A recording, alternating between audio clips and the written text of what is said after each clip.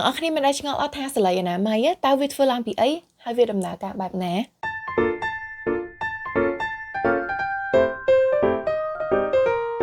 សួស្តីទាំងអស់គ្នាខ្ញុំខែនេះខែមីនាគឺយើងអបអរដល់ស្ត្រីហើយទាំងអស់គ្នាដឹងរឿងអីមួយដែលអស្ចារ្យរបស់ស្ត្រី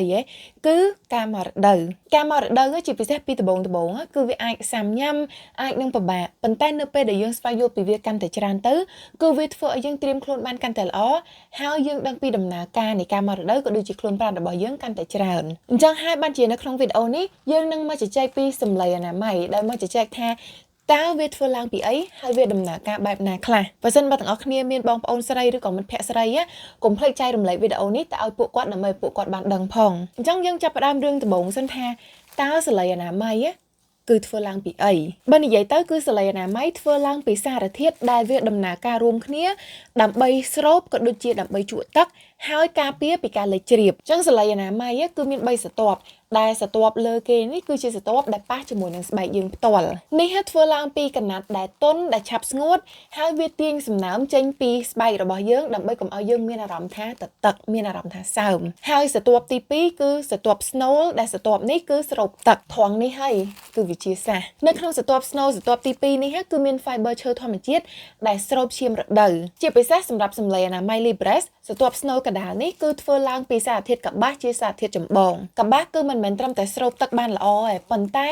វាធ្វើឲ្យផ្ទៃនេះមានអារម្មណ៍ថាទន់ប៉ះជាមួយនឹងរាងកាយរបស់យើងក្នុងអំឡុងពេលដែលយើងមករដូវ3ទៅ7ថ្ងៃនេះគឺវាល្អបើសិនបើយើងជ្រើសរើសផលិតផលដែលមានគុណភាពមិនត្រឹមតែប៉ុណ្្នឹងទេសម្លេងអនាម័យ Libres ក៏មានបច្ចេកវិទ្យា Secure Fit ជាមួយនឹង Deep Flow Channel ដែលរចនាឡើងដោយសម្លេងអនាម័យធំខាងមុខរួមស្ដើងនៅកណ្ដាលនិងបែកជា2នៅខាងក្រោយដើម្បីសមនឹងរូបរាងរបស់យើងបច្ចេកវិទ្យានេះគឺជួយស្រូបឈាមរដូវទៅស្នូលនៅខាងក្នុងនិងឲ្យឈាមរដូវសាយភាយស្មើគ្នាអញ្ចឹងហើយបានជា tagline របស់ Libres គឺជួបប្រទះការហៀបប្រឡាក់មែនអត់សាកល្បង Libres នៅថ្ងៃនេះបើទាំងអស់គ្នាធ្លាប់ប្រើសម្លេងអនាម័យ Libres គឺដឹងហើយថាទោះបីជាពេលដែលសម្លេងអនាម័យពេញក៏មិនមានអារម្មណ៍ថាសើមដែរហើយស្រទាប់នៅខាងក្រោមគេគឺជាស្រទាប់ដែល waterproof ដែលជាទូទៅគឺធ្វើឡើងពីសារធាតុ polyethylene ដែលវាជួយការពារកុំឲ្យឈាមរដូវទៅប៉ះប្រឡាក់ជាមួយនឹងសម្លៀកបំពាក់របស់យើងស្រទាប់នេះគឺរចនាឡើងដើម្បីការពារកុំឲ្យមានការជ្រាបប៉ុន្តែវាមានខ្យល់ចេញចូលដើម្បីឲ្យមានផាសុកភាពក៏ដូចជាដើម្បីការពារកុំឲ្យកម្ដៅកើនឡើងឥឡូវយើងដឹងថាសម្លេងអនាម័យគឺធ្វើពីអីហើយប៉ុន្តែយើងមកមើលពីវិធីសាស្ត្រនៅក្នុងការជក់និងស្រូបទឹកម្ដងនៅពេលដែលឈាមរដូវប៉ះស្រទាប់ខាងលើវាគឺចូលទៅតាមប្រហោងតូចទៅស្រទាប់ទី2ដែលឈាមរដូវនោះគឺត្រូវបានសាយភាយនេះគឺកើតឡើងដោយសារតែ fiber នៅក្នុង snow នោះគឺវាបង្កើតជាចរន្តដើម្បីឲ្យឈាមរដូវហូរបានហើយឈាមរដូវនោះគឺត្រូវបានស្រូបចូលទៅក្នុង snow នោះសម្លេងអនាម័យខ្លះគឺរចនាឡើងដោយបច្ចេកវិទ្យា thermal bonding ដែលមានន័យថាគេមិនប្រើកាវដើម្បីបិទស្រទាប់នោះចូលគ្នាទេដែលនេះគឺធ្វើឲ្យសម្លេងអនាម័យអាចបត់បែនបានមានខ្យល់ចេញចូលហើយកាត់បន្ថយហានិភ័យនៅក្នុងការរលាកឥឡូវយើងមកនិយាយពីវិធីសាស្ត្រនៅក្នុងការជ្រើសរើសសម្លេងអនាម័យដោយផ្អែកទៅលើបរិមាណនៃឈាមរដូវរបស់យើងម្ដង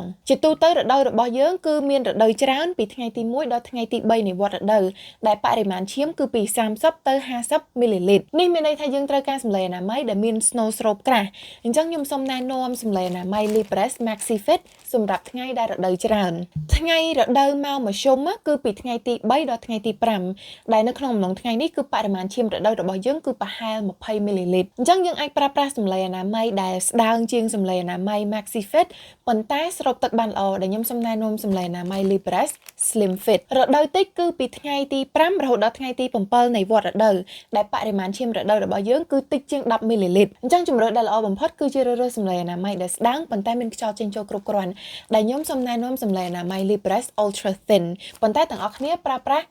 Slim Fit ក៏បានដែរកត្តាមួយទៀតនៅក្នុងការជ្រើសរើសសម្លេងអនាម័យគឺប្រវែងសម្លេងអនាម័យដែលមានប្រវែង32សង់ទីម៉ែត្រគឺល្អបំផុតសម្រាប់ពេលយប់ប៉ុន្តែសម្លេងអនាម័យ24សង់ទីម៉ែត្រគឺល្អសម្រាប់ពេលថ្ងៃអញ្ចឹងយើងគួរតែសាកល្បងតេស្តប្រវែងខុសៗគ្នាក៏ដូចជាកម្រិតនៃការជក់ទឹកខុសៗគ្នាដើម្បីមើលថាតើសម្លេងអនាម័យមួយណាដែលស័ក្តិសមជាងគេសម្រាប់យើងនៅក្នុងថ្ងៃណាមួយនៃវដ្តរដូវរបស់យើងហើយអ្វីដែលល្អគឺសម្លេងអនាម័យ Libres មាន32សង់ទីម៉ែត្រក៏ដូចជា24សង់ទីម៉ែត្រដែរហើយទាំងអស់គ្នាមានដឹងអត់ថាសម្លេងអនាម័យជាច្រើនណាគឺមានបច្ចេកវិទ្យាទប់ក្លិនទៀតក្លិនដែកនៃឈាមនោះគឺវាកើតឡើងដោយសារតែឈាមរបស់យើង ប៉ះពាល់ជាមួយនឹងអុកស៊ីហ្សែនដែលនាំឲ្យមានដំណើរការ oxidation ហើយវាធ្វើឲ្យងាយនឹងកកើតមេរោគបាក់តេរីដើម្បីប្រឆាំងនឹងដំណើរការនេះសម្លេងអនាម័យគឺប្រើប្រាស់សារធាតុដែលរក្សាលំនឹង pH ដើម្បីកម្ចាត់ក្លិនដោយមិនចាំបាច់ប្រើប្រាស់ទឹកអប់ឬក៏សារធាតុក្រអូបនេះគឺសំខាន់ណាស់ព្រោះសម្លេងអនាម័យដែលមានប្រើប្រាស់សារធាតុក្រអូបគឺវាអាចធ្វើឲ្យងាយនឹងរលាកស្បែករបស់យើងសម្លេងអនាម័យ Libres Odor Care គឺមានសារធាតុផ្សំពីស្លឹកម្លូក៏ដូចជាស្លឹកត្រចៀកក្រាញដែលការពារបែបធម្មជាតិពីការកកើតនៃពពួកបាក់តេរីដែលបង្កគ្រោះថ្នាក់នេះគឺដើម្បីរក្សា V-zone របស់យើងកុំឲ្យមានក្លិន